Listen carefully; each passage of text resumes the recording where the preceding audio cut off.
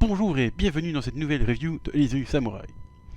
Cette fois-ci, je change de méthode et ne ferai la review que d'un seul chapitre, celui qui vient de sortir, le 155. Ça fait un moment que j'avais envie de faire des reviews hebdomadaires de chapitres, donc comme le manga semble s'engager sur sa fin, je me dis que ce serait intéressant de le faire. Bien sûr, pour ceux qui préfèrent mes plus longues reviews regroupant tout un tome, ne vous en faites pas, je continuerai aussi, car il y a aussi beaucoup de choses à dire, voire même encore plus, parce que c'est quand même des chapitres très importants qui arrivent. Donc voilà. Sur ce, commençons cette courte review du chapitre 155. Dans ce chapitre calme en apparence, car le manga est dans un arc de repos, il s'y passe tout de même pas mal de petites choses intéressantes, rendant le chapitre plutôt captivant, je trouve. Tout d'abord, et c'est un peu la partie humoristique du chapitre, Akiye tente d'inculquer un peu de culture et de raffinement à ses soldats plutôt sauvages. Il tente de leur faire écrire un poème, mais ce n'est pas une grande réussite, ces soldats ne pensant qu'à la colle promis.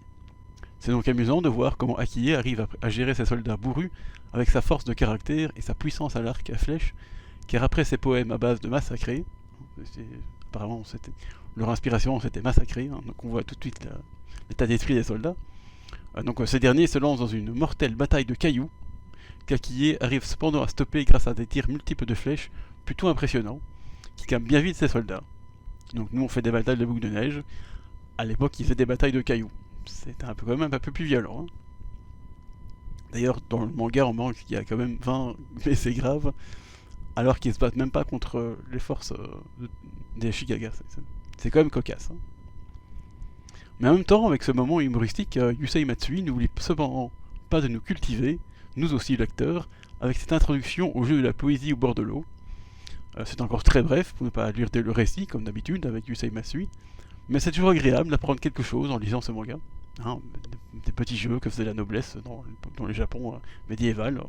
C'est pas grand chose, mais moi ça me plaît toujours d'avoir ces petites touches d'histoire, sans non plus te faire toute une lecture insipide de tout ce qui pouvait être possible au Japon médiéval. Donc ça c'est encore une fois la bonne touche de Yusei Matsui. Ensuite, il y a aussi l'évolution de Nika Tokujumaru, pas facile à dire celle-là, le troisième fils de l'autre ennemi juré de Tokiyuki, Nita Yoshisada. On le voit souvent assez fonceur, ne pensant qu'à la bataille, un peu bébête comme ça, mais par contre très doué à la guerre, il faut l'admettre. Dans certains chapitres, on le voit combattre avec férocité et efficacité. Mais ici, étonnamment, il pense à offrir un cadeau à son bras droit, Origuchi, qui veille aussi sur le jeune garçon en l'absence de son père, et qui aussi tient un peu, à mon avis, les soldats correctement, parce que, vu le caractère un peu fonceur de Tokujumaru, à mon avis, je pense que celui qui gère vraiment l'armée dans l'ombre, veut dire, de Tokujumaru, c'est donc le Origuchi. Donc, et d'ailleurs, Tokujumaru le dit que sans lui, son armée ne serait pas vraiment ce qu'elle était. Donc c'est bien qu'il en prenne conscience. Et apparemment, ça émeut beaucoup Origuchi, qui se dit, tiens, généralement mon jeune maître est un peu bébête, mais là, il fait attention à moi et il trouve ça plutôt cool. Ça paraît bête comme ça, mais comme c'est pas du tout le genre de Tokujumaru, c'est surprenant, et comme le dit bien encore une fois Origuchi, l'influence de Tokiyuki commence à faire effet sur ce dernier, car Tokiyuki, on le connaît, il est très spécialiste pour prendre grand soin de ses partisans, et c'est ce qui fait en grande part sa force de rassemblement. Donc je trouve ça très chouette de voir que Tokiyuki peut aussi influencer positivement des personnes en dehors de ses partisans, qui plus est le fils de celui qui a mis à sac Kamakura en 1333. Là c'est toujours la relation un peu cocasse entre Tokiyuki et Tokujumaru, c'est que, bon, ils sont potes, mais le père de Tokujumaru, c'est quand même le type qui a conquis Kamakura et qui l'a mis en flamme. Mais en parlant d'évolution et de Tokiyuki, ce dernier lui aussi évolue un peu, en offrant lui aussi un cadeau à Akiye, qu'il choisit fort bien. À la base, il avait un cadeau qu'on pense assez classique, même si cela vient de Kyoto, donc c'est plutôt raffiné. Bon, on ne saura jamais ce que c'est, mais ça m'a l'air plutôt très classique. Mais le jeune prince samouraï se ravise cependant en offrant à Akiye un énorme saumon d'Oshu, la région du nord du Japon, d'où Akiye a appris à se faire respecter des soldats qu'il dirige maintenant, et qu'il considère un peu comme sa seconde maison. Un peu comme Tokiyuki considère Suwa comme sa seconde maison. Donc encore une fois, ça peut paraître très banal, il lui offre juste un cadeau, juste un poisson. Bon, voilà, tu vas me dire, moi tu m'offres un poisson, je vais pas, je vais pas être aussi ému.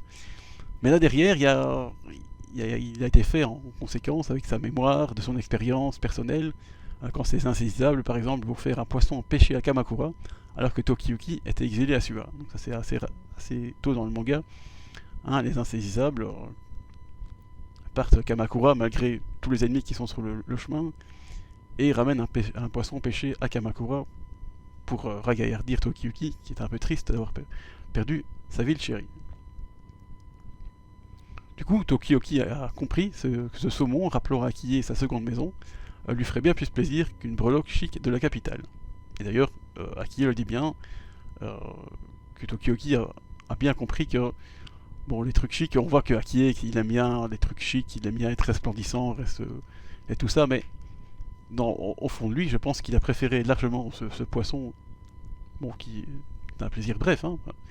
Il a bien plus préféré ça que juste un truc ramené de la capitale, quoi. Qui actuellement, en fait, la capitale est quand même l'ennemi, hein, parce que la capitale est aux mains des Ashikaga. Bon, tout ça, ces petits cadeaux, ces petits échanges, on dirait que c'est un peu...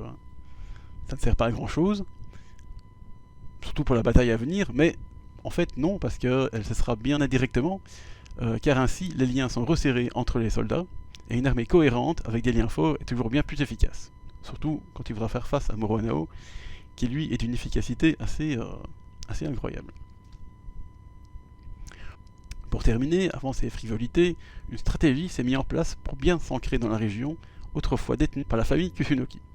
En effet, depuis la mort de Masashige Kusunoki, hein, donc un des menteurs de Tokiyuki, si on peut dire, qu'il a rencontré à Kyoto, ces deux jeunes fils ont tout le mal du monde à asseoir leur autorité, et nombre de vassaux et de commerçants se sont ralliés aux Ashikaga. Shizuku propose donc à Akie de bouter les fidèles aux Ashikaga hors de la région, avec l'aide de ceux fidèles à l'empereur Go-Daigo.